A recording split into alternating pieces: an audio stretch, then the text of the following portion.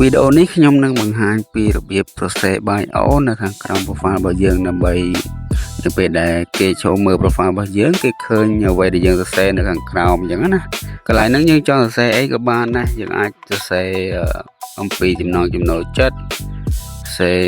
ពាក្យស្លោកអប់រំឬក៏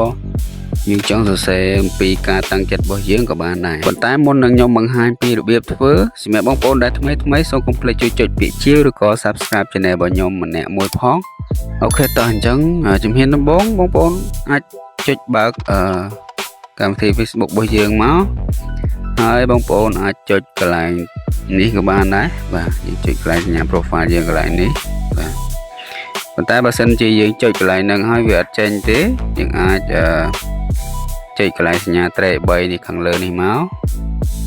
បាទហើយយើងចុចទៅលើរូប profile របស់យើងឬក៏ឈ្មោះរបស់យើងមកអញ្ចឹងមកដល់ត្រង់ចំណុចនេះបងប្អូន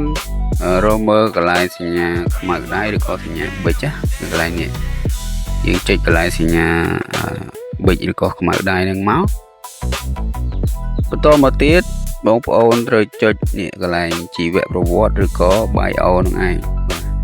អញ្ចឹងយើងចុចកន្លែងសញ្ញាប៊ិចឬក៏ខ្មៅដៃម្ដងទៀតកន្លែងហ្នឹងអូខេអញ្ចឹងយើងចង់សរសេរអីយើង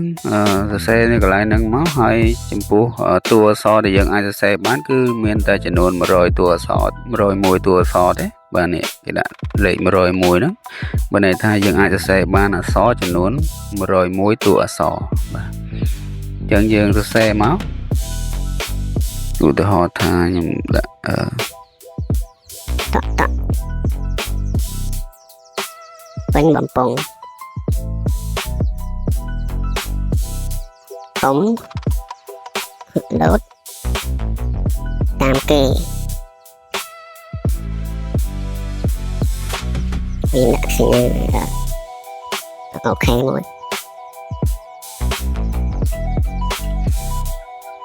បាទបន្ទាប់ពីយើងសរសេរចប់យើងចុចថយក្រោយមួយមកបន្ទាប់មកបងប្អូននឹងឃើញកន្លែងខាងក្រោមនេះគេដាក់ថារក្សាទុកឬក៏ save ចុចរក្សាទុកឬក៏ save ហ្នឹងមក